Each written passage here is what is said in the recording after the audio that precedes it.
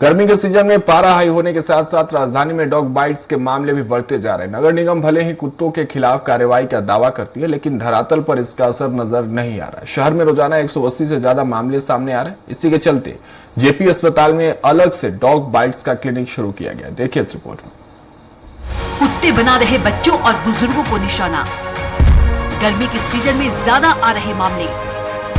सरकारी आंकड़े निगम की कार्रवाई को बता रहे फेल। रोजाना आ रहे 180 से ज्यादा मामले। महीने भर में 2500 से ज्यादा लोग हुए शिकार। जेपी अस्पताल में अलग से बना डॉग बाइट्स क्लिनिक।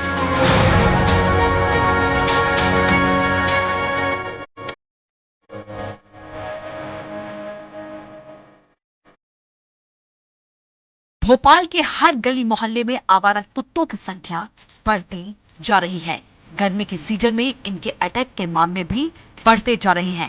भले ही नगर निगम डॉग बाइट्स पर कंट्रोल करने की लाख दावे करे, लेकिन अस्पताल पहुंचे मरीज और सरकारी आंकड़े निगम की पोल खोल रहे हैं। जेपी अस्पताल में पहुंचे मरीजों ने स्वराज एक्सप्रेस की टीम को बताया कि मोहल्ले में आवारा कुत्तों का झुंड रहता है, जो आए दिन किसी न किसी को अपना शिकार बना रही है, लेकिन प्रशासन का इस पर कोई ध्यान नहीं है। नगर निगम वाले आते नहीं है। मेरे बच्चों को कुत्ते ने काट लिया। आवारा कुत्ते रोड पर घूमते हैं। मैंने आज तक गाड़ी नहीं देखी नगर निगम की। मैं इतना बड़ा हो गया हूँ सोनागिरी में, पकड़ने वाली गाड़ी देखी नहीं है। आपके मोहल्ले में कितने कुत्तों? बहुत सारे कुत्ते हैं। बच्चे को आज तक कुत्तों ने काटा है? बहुत जनों को काटा है। 21 तारीख को काटा था। अच्छा, मोहल्ले में? हाँ। कितने सारे कुत्ते थे? एक ही था बस। अच्छा, वहाँ कुत्ते बहुत सारे हैं? हाँ। तो निगम की टीम ले नहीं जाती है? भोपाल में डॉग बाइट्स के केसेस जो हैं बढ़ते जा रहे हैं और देखिए इसलिए अलग से यहाँ पर क्लिनिक बनाया गया है। हमारे साथ civil surgeon doctor Rakesh Srivastava ji मौजूद हैं, हम उनसे बात करेंगे। तो सबसे पहले जब यदि कुत्ता काटता है उसके बाद वॉश बेहद जरूरी है। वो बहुत जरूरी है। तो इमीडिएट अगर यहाँ से बाई चांस अस्पताल में नहीं आ पाते तो घर में इस तरह का व्यवस्था होना चाहिए कि घर में इस तरह बूंद धोना चाहिए और इमीडिएट आके हमारे यहाँ वैक्सीन लगाना चाहिए। सर, बीते एक महीने की बात करें, कितने डॉग बाइट्स के मामले सामने आ चुके हैं? लगभग 100-125 डॉग बाइट के केस आते हैं हमारे यहाँ, जिन पर वैक्सीन लगती है। सरकार की तरफ से मुफ्त उपलब्ध कराए गए हैं।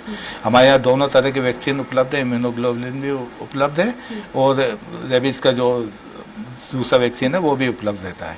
तो 24 घंटे उपलब्ध है, कभी भी एनी टाइम आके वैक्सीन लगा सकते हैं। ये एक बहुत अच्छी सरकार ने सुविधा उपलब्ध करा रखी है। सर, गर्मी में यदि बात करें डॉग बाइट्स के मामले जो हैं वो ज़्यादा बढ़ जाते हैं, ज़्यादा केसेस आ रहे हैं? हाँ, ये बात सही है। गर्मी में कुछ बढ़ते हैं क्योंकि डॉग भी स्ट्रेस में रहता है, स्ट्रेंजर को देखता है, अजनबी व्यक्ति को देखता है तो काटता है।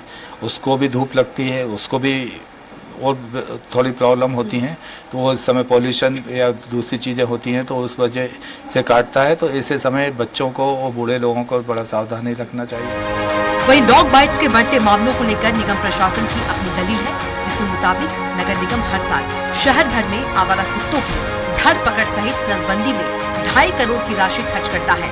वहीं भोपाल में 3 एसीबी यानी एनिमल ब्रीडिंग कंट्रोल सेंटर नसबंदी के लिए पर्याप्त नहीं है। इसलिए भोपाल निगम द्वारा 15 करोड़ लागत के 9 ABC centre under city action plan का प्रस्ताव केंद्र को भेजा गया है। इस प्रस्ताव के मंजूर होने के बाद ही ब्रीडिंग कंट्रोल सेंटर की संख्या बढ़ाई जा सकेगी और कुत्तों की नसबंदी ज्यादा हो पाएगी। वर्तमान में सेंटर कम होने से कुत्तों की साल में 22,000 ही नसबंदी हो पाती है, जबकि शहर में आवारा कुत्तों की संख्या 1 लाख से ज्यादा है। निगम से लगभग 2.5 करोड़ का बजट है एबीसी का, और उसके बाद हम लगभग 20 से 22,000 ऑपरेशन पर ईयर कर रहे हैं। तो जो ये डिफरेंस है 30 से 40,000 का, इसके कारण थोड़ी समस्या है और इसी के लिए हमने गवर्नमेंट ऑफ इंडिया के पास रेबीज फ्री सिटी का एक्शन प्लान भेजा है जो 15 करोड़ का है, और हमें पूरा विश्वास उम्मीद है कि अगले 1-2 महीने में वो सैंक्शन हो जाएगा। तो उस हिसाब से फिर हम कार्रवाई करेंगे। स्वराज एक्सप्रेस के लिए भोपाल से रोहित स्पेंसर के साथ कविता पांडे की स्पेशल रिपोर्ट।